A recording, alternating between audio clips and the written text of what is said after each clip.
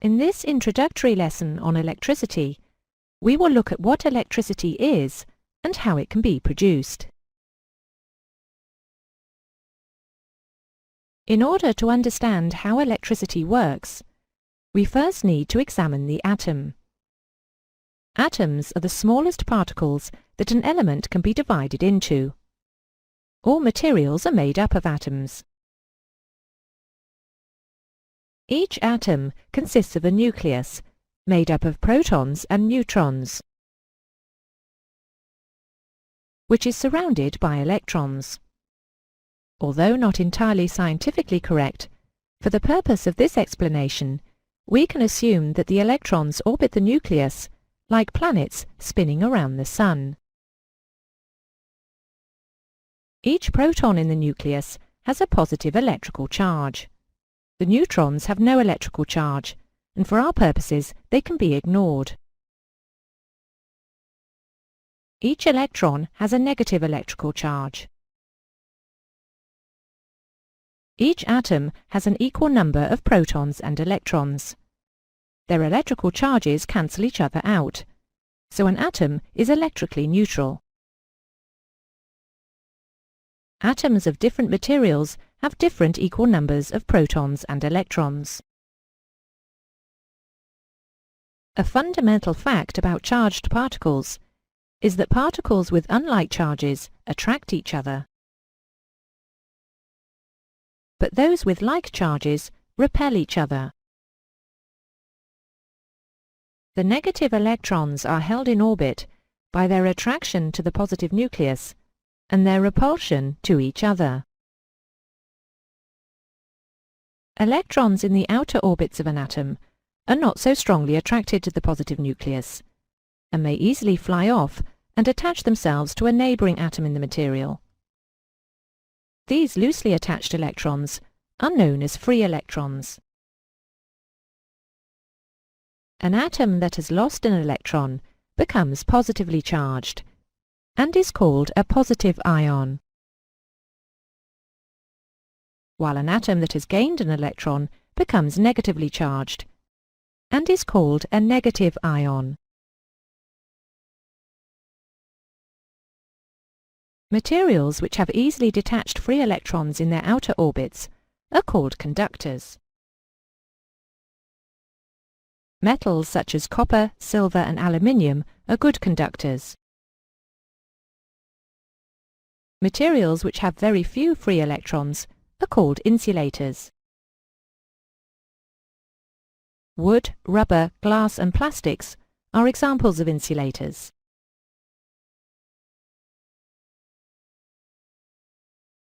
If the free electrons are made to move in a particular direction through a material, this movement is known as an electric current.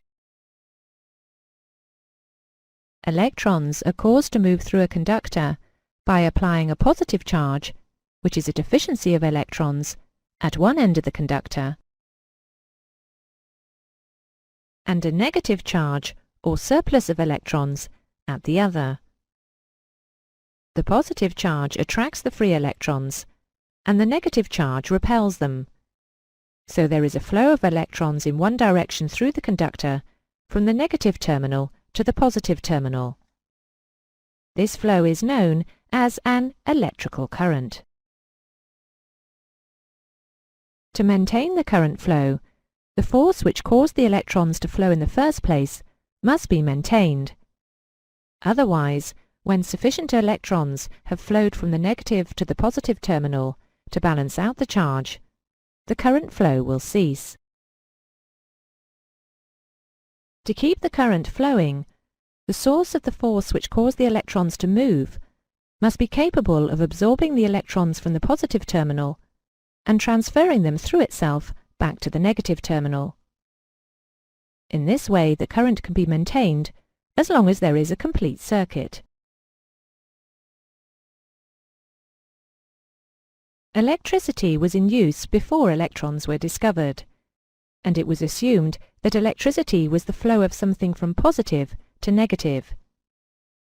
This is known as conventional current flow. Many of the laws of electricity are based on this idea. As we now know, electrical current actually consists of electrons flowing from negative to positive. This is known as electron flow. There are 6 basic means by which a force can be provided to cause electrons to flow. These are friction, which produces static electricity, by chemical action in cells and batteries, by magnetism using alternating current or direct current generators, by the application of heat to thermocouples, by light in photoelectric cells, and by applying pressure to piezoelectric crystals. Of these 6 methods, only batteries and generators produce electrical power in usable quantities. These 2 methods will be explained in detail in later lessons. We will have a quick look here at the other 4 methods, starting with static electricity.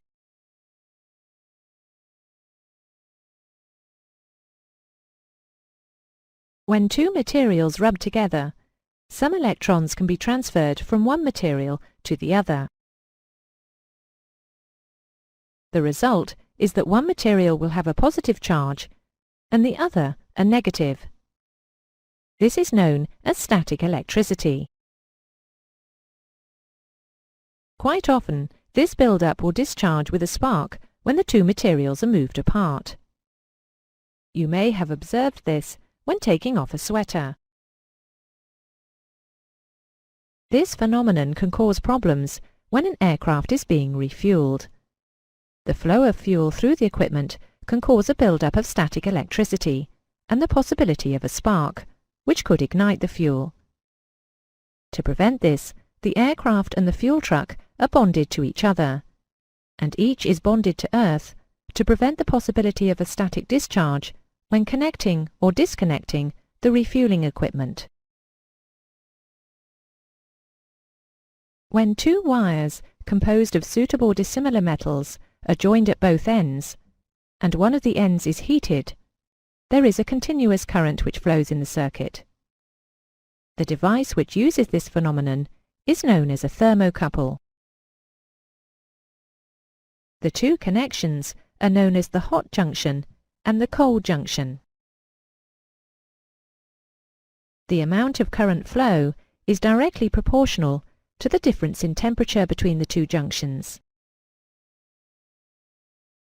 Thermocouples are often used to measure the exhaust gas temperature of a jet engine, where the hot junction is placed in the exhaust gases and the cold junction is contained in the gas temperature gauge.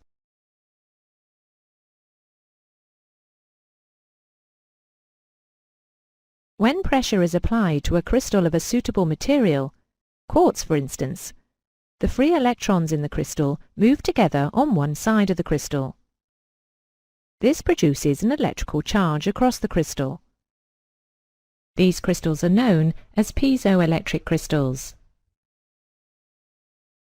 Piezoelectric crystals may be found in modern headset microphones. Finally, certain materials gain an electric charge when exposed to light. Components containing these materials are known as photoelectric cells. Photoelectric cells may be found in some smoke detectors. That is the end of the lesson. Here is a summary of the important points. Copper, silver and aluminium are good conductors of electricity, while wood, rubber, glass and plastics are examples of insulators. In an electrical circuit using conventional flow, the current flows from the positive to the negative terminal, but electrons actually flow from the negative to the positive terminal. An electrical charge can be produced by friction, by chemical action in cells and batteries, by magnetism using generators and alternators, by the application of heat to thermocouples, by light in photoelectric cells, and by applying pressure to a piezoelectric crystal.